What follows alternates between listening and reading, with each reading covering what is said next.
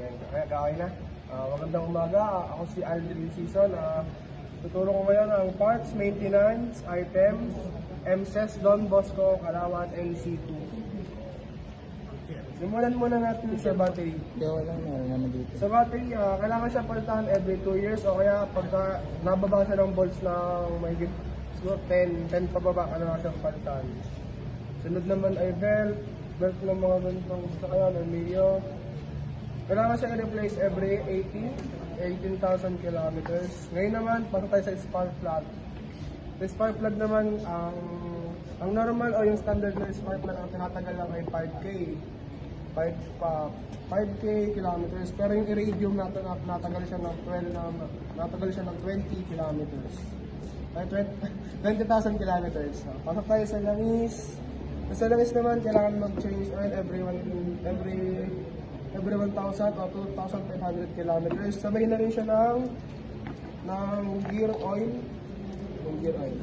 Tapos ako dito naman sa ulan, depende. Sabi sa akin, every 2 years kailangan ng palitan. Sa brake fluid, ganun din. Every 2 years, kailangan ng palitan. Dito naman sa box, dito naman sa air filter, kailangan siya pala every 18,000 kilometers.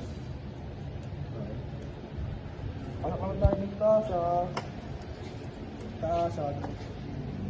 Una natin ito kailangan i-check kung nagana ba yung headlight, nagana yung high and low. Nagana ba? Kasi blaster. Sa gulong naman, tingnan natin kung okay po yung gulong, kung expire na, o kaya ay pudpod, o kaya ay kailangan i-adjust yung pressure. Ganun din sa gulong, sa bearing, tingnan natin kung kalug na. Kung sa brake pad, ganun din, kung kailangan na siyang palitan, kaya madalas na.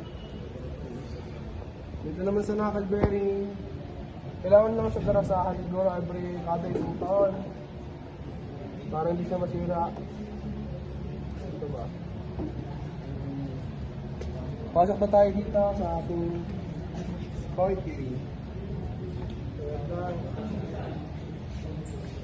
Dito sa sporty, kailangan natin check yung valve clearance, intake sa exhaust, saka yung bolt nut. Kasi ito nut na nalawag siya sa kadalan pag laging ginagamit. Sa exhaust, tingnan natin yung exhaust kung singaw. Kasi nasingaw siya dun sa dulo. Kailangan siya lagi ng exhaust gasket.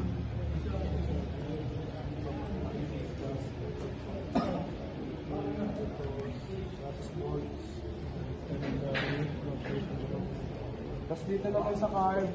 Sa carb naman, kailangan na siya lagi minsan linisin. Tapos yung throttle cable niya, kailangan minsan lakisan. Para hindi nag-stop. Dito ba? Tulad na. Sa suspension naman, dito sa re-replace, kailangan ng palitan ng oil seal. Ganun din sa port. Sa port dito. Kailangan lang sila rin palitan ng oil seal.